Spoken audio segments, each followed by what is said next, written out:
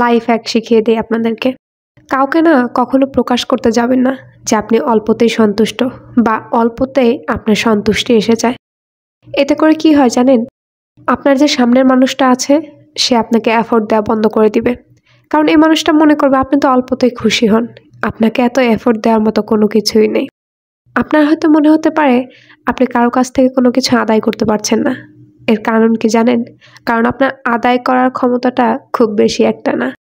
কারণ মানুষ চাপে পড়েই সবকিছু করে থাকে। তাই আপনার যেটা আদায় করার দরকার সেটা আপনাকে চাপ দিয়েই আদায় করতে হয়। তাই যার আদায় করার ক্ষমতা যত প্রখর সেই মানুষের কাছ থেকে তত বেশি এফোর্ট পায়। এই যেমন ধরেন আপনার মা জানে যে আপনি সামান্য ডাল ভাত আর ডিম ভাজিতেই খুশি। এটা দিয়েই আপনি খুশি খুশি মনে ভাত খেয়ে নিতে পারেন। কিন্তু অপরদিকে আপনার ঘরে আপনার কোনো ছোট ভাই বোন আছে। আপনার মা জানে যে আপনার ভাই অথবা বোন মাছ মাংস ছাড়া একবেলাও ভাত ঠিকমতো খেতে পারে না। দেখবেন আপনার মা একদিন আপনাকে ডিম ভাজি করে দিবে, তো ডাল দিতে হয়তো মাঝে মাঝে আলসামি করবে, বলবে যে আজকে এর মতো তুমি ডিম ভাজি দিয়েই খেয়ে নাও। কিন্তু দেখবেন আপনার ভাই অথবা বোনের জন্য ঠিকই কোনোদিনও বাদ যাবে না যে যেদিন আপনার মা মাছ অথবা মাংস রান্না করা বন্ধ করে দিবে। ঠিক এইরকমই পরে যখন বড় হয়ে পরিবার গড়বেন তখন যদি আপনার জীবনসঙ্গী টের পায় আপনি আলু ভর্তা আর ডাল ভাত দিয়েই খুশি, সে তখন ভাতের সাথে ডাল রেঁধে দিয়ে আপনাকে খেতে বলবে। সে আপনার জন্য কখনো আয়োজন করে রান্না করবে না বা করতে যাবেও না। না রান্না করার অভ্যাসে সে মাঝে মাঝে বলবে বাহির থেকে খাবার কিনে এনে খেতে।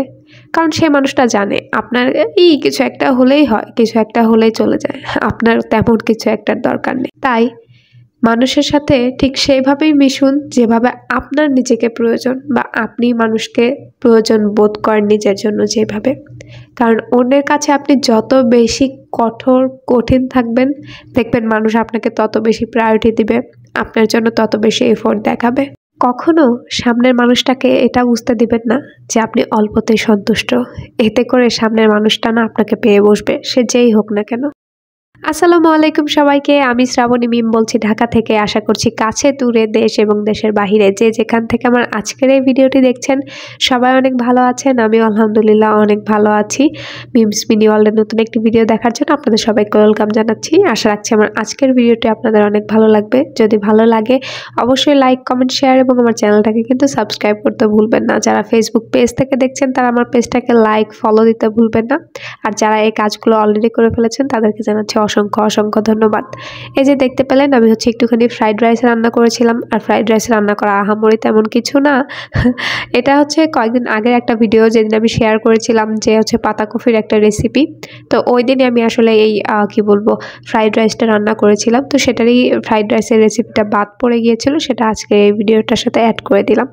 তো ফ্রাইড রাইসে এমনি তেমন কিছু আমি ব্যবহার করি না, জাস্ট একটু ফিশ সস আর একটু সয়া সস ব্যবহার করি আর সামান্য যে ভাত থাকে সেটাই। আর সবজি হিসেবে আমি শুধু গাজর আর ডিম ব্যবহার করেছিলাম। মানে সবজিতে গাজর আর তাছাড়া এক্সট্রা একটা ডিম ব্যবহার করেছিলাম, এই তো। তো খাওয়া দাওয়া শেষ করে এখানে হাঁড়ি পাতিলগুলো ধুয়ে নিচ্ছে একটা একটা করে। আর ইদানিং যে আমার কি হয়েছে, একটু আমার হাঁড়ি পাতিল ধুতে ইচ্ছা করে না। মনটা চায় হাঁড়ি পাতিলগুলো যেভাবে পড়ে আছে ওইভাবেই পড়ে থাক, কিন্তু আসলে এইভাবে তো হয় না, তাই না? যদি আমি ওগুলো পরিষ্কার করে না রাখি দেখা যায় কি যে তেলাপোকা হয়ে যায়। বা আর যেহেতু আমার রান্নাঘরটা একদমই ছোট আর খুব একটা বেশি স্পেসও নাই রান্নাঘরের মধ্যে, তো দেখা যায় খুব সাবধানে রান্নাঘরটাকে ইউজ করতে হয়। আমি যতই গুছিয়ে রাখি না কেন কোথাও যদি কোনো একটা জিনিস বাহিরে পড়ে থাকে না, সেটাই দেখতে এলোমেলো লাগে। কারণ রান্নাঘরের ডিজাইনটা একটু এইরকম। তো ভাড়া বাসায় তো সব কিছু আর সবসময় মন মতো হয় না, তবে যা হয়েছে আলহামদুলিল্লাহ এতেই খুশি, এতেই সন্তুষ্ট আছি। যাই হোক, যখন নিজের বাড়ি হবে, নিজে যখন করতে পারবো তখন একদম নিজের মন মতো করে নিব।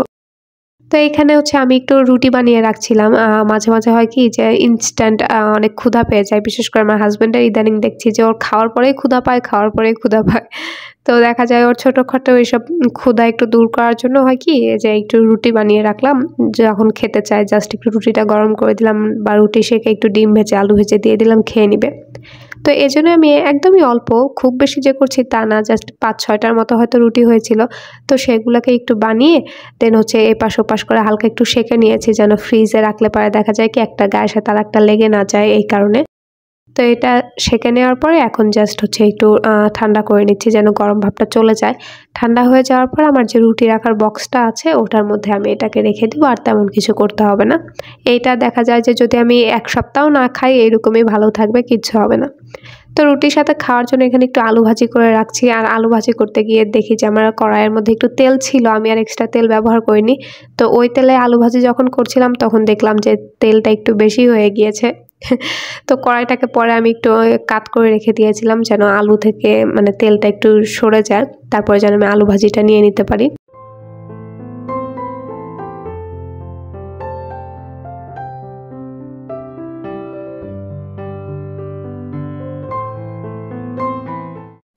আর আমার কণ্ঠটা হয়তো অন্যরকম লাগছে, কারণ 2-3 দিন হলো আমি একদমই অসুস্থ হয়ে পড়েছি, লাইক জ্বর ঠান্ডায় তো গলা একদমই বসে গিয়েছে। তারপরেও চেষ্টা করছি মানে একদম রেগুলার হওয়ার জন্য, যেহেতু এখন সপ্তাহে দেখা যায় 2টা ভিডিও আপলোড করি, সেই 2টাও যদি না আপলোড করা হয় দেখা যায় কি চ্যানেলের ফ্রিকোয়েন্সিটা একদমই নেমে যায়। তো এই জন্য আসলে এই অবস্থায়, আর খুব যে বেশি অসুস্থ আমি তাও না, আমি নিজে কমফোর্ট ফিল করছি বিধায় হয়তো ভিডিওটা এখন এডিট করছি, ভয়েস ওভার করছি। তো আমার কথা কোথাও বুঝতে অসুবিধা হলে বা শুনতে যদি খারাপ লাগে প্লিজ একটু ক্ষমা সুন্দর দৃষ্টিতে দেখবেন। আর এটা হচ্ছে তার পরের দিনের একটা ভিডিও, যেদিন আমি হচ্ছে একটু মুরগির মাংস রান্না করেছিলাম। আর এই মুরগির মাংস রান্না করার একটা আলাদা কাহিনী আছে, সেটাও আমি না হয় পরে যেদিন এটা একটু ডিটেলস ভিডিও শেয়ার করব সেদিন না হয় শেয়ার করে দিব। তো যাই হোক, এটাই ছিল আমার আজকের ভিডিও। আমি আশা রাখবো আমার আজকের ভিডিওটা আপনাদের অনেক ভালো লেগেছে। যদি ভালো লাগে অবশ্যই লাইক, কমেন্ট, শেয়ার এবং আমার চ্যানেলটাকে সাবস্ক্রাইব করতে ভুলবেন না। যারা ফেসবুক পেজ থেকে দেখছেন তারা চাইলে ফলো, লাইক দিয়ে দিতে পারেন। আজকের ভিডিও থেকে এখানেই বিদায় নিচ্ছি, দেখা হবে নতুন কোনো ভিডিওতে। টিল দেন আসসালামু আলাইকুম সবাইকে।